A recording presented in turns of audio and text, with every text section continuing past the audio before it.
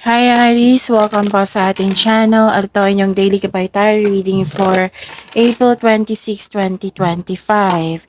Kung naka-resonate kayo, comment down. Kung hindi kayo naka-resonate, ibigay niyo po sa iba kasi general reading po ito. This is for you, Aries, ngayong April 26, 2025.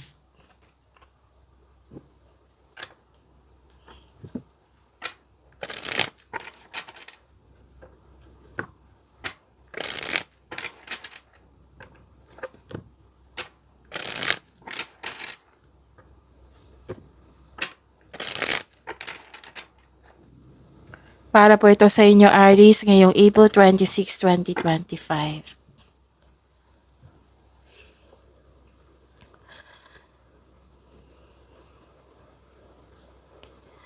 Maraming salamat po sa inyong patuloy na suporta at maraming salamat din po sa mga hindi nag-skip ng ads.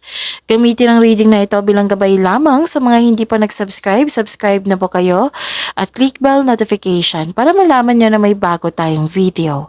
Para sa mga gustong magpa-reading po, may lumabas dyan sa screen nyo ngayon.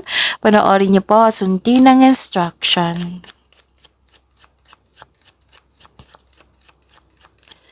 Spirits Guide, mga ganapa para kay Aries ngayong April 26, 2025.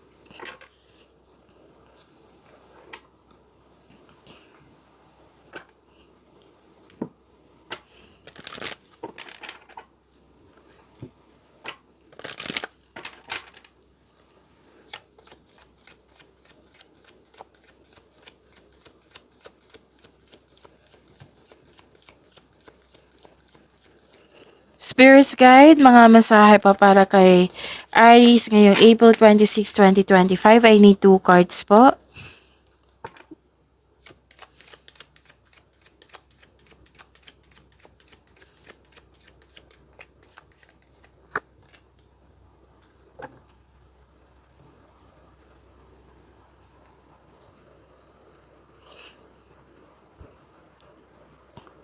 Ngayong April 26, 2025 para po kay Aries. Wow, ang ganda naman. Kay your stability, may dumating na opportunities, nabibigyan mo ng long-term plans, pwedeng project na nito. Itong opportunities, ito is a positive opportunities. Things going your way, good luck, good karma, happiness, recognition, may success, yes, and may solusyon sa inyong problema, may sagot sa inyong mga katanungan.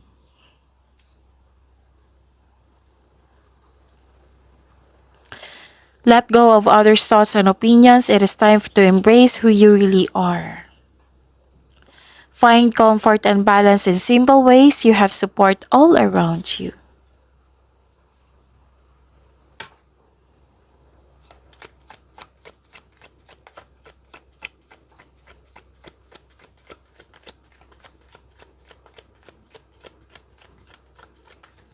Spirits Guide, energy po ni Aries ngayong April 26, 2025.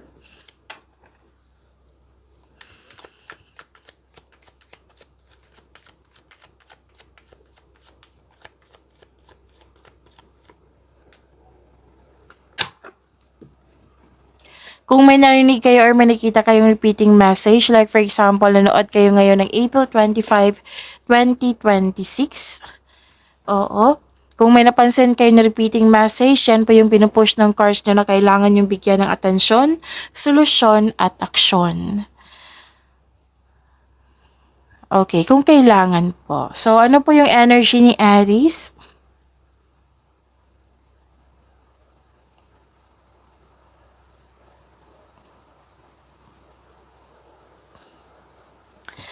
Okay.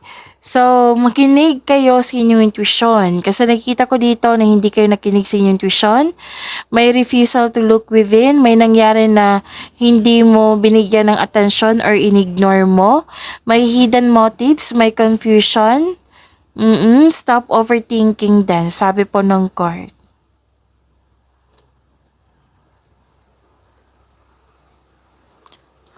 Nasunod yung gusto mo, nasunod yung ideas mo, plano mo, kampante kayo ngayon sa kung maaring maging kampante ka sa kung ano ang sitwasyon ka.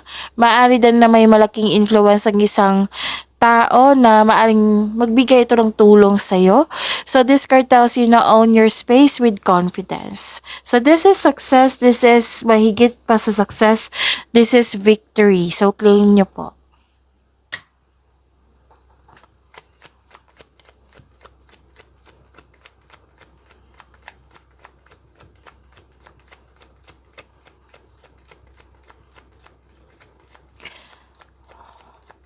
Spirits Guide, Career and Money po ni Aries ngayong April 26, 2025.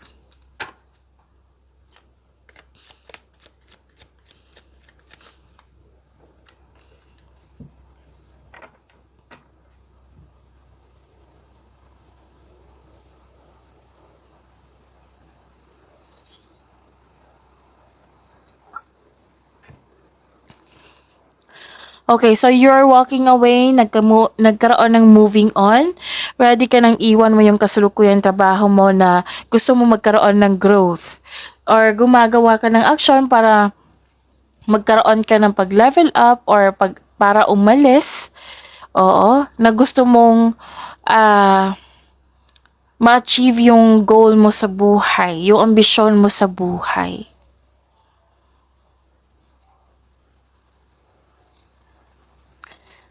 Marami kayong ginagawa, oh. May dinadala kang mabigat na bagay ngunit malalampasan mo rin ito. This is only temporary. Super busy nyo ngayon, Aries. So, ingat kasi makakaranas ka ng burnout. Ask for help para hindi mo lahat yung gawain.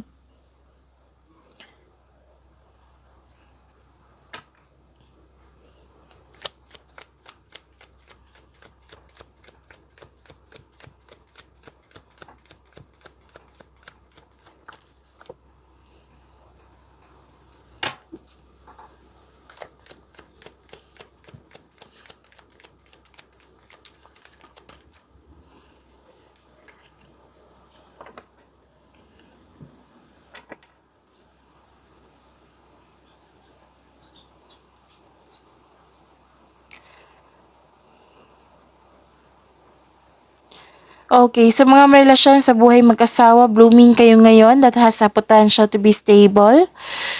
Sa mga single po, naging practical kayo sa buhay romansa, interesado ka lang sa mga stable na at trustworthy. So may bago din simula dito sa buhay pag-ibig, bagong pasok sa relasyon, and granted yung manifestation mo.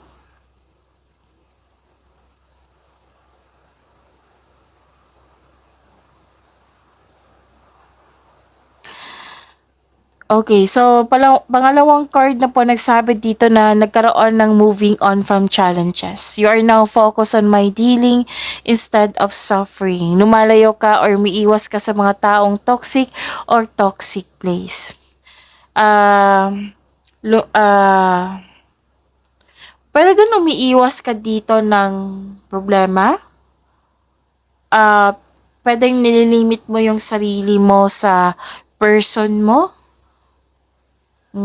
Basta you are now focused on sa peace of mind. Focus on faith, in-release mo yung nararamdaman mong negativity, palitan mo ng positibo na ma-motivate kayo ulit. So this is good kasi this is moving on from challenges. Ang ilan sa inyo, sa mga single na handa na kayong pumasok sa relasyon, pero nag-aalangan. May hesitation. It might be tungkol to sa past nyo. So, sabi ng card dito, let go mo na ang worries mo. So, may toxicity nga na ganap. Pero, magkakaayos din to kasi may moving on po. Mas mag-focus kayo sa healing. Pagyamanin niyo po yung blessings na binigay sa inyo, Aries. See you tomorrow. Maraming salamat.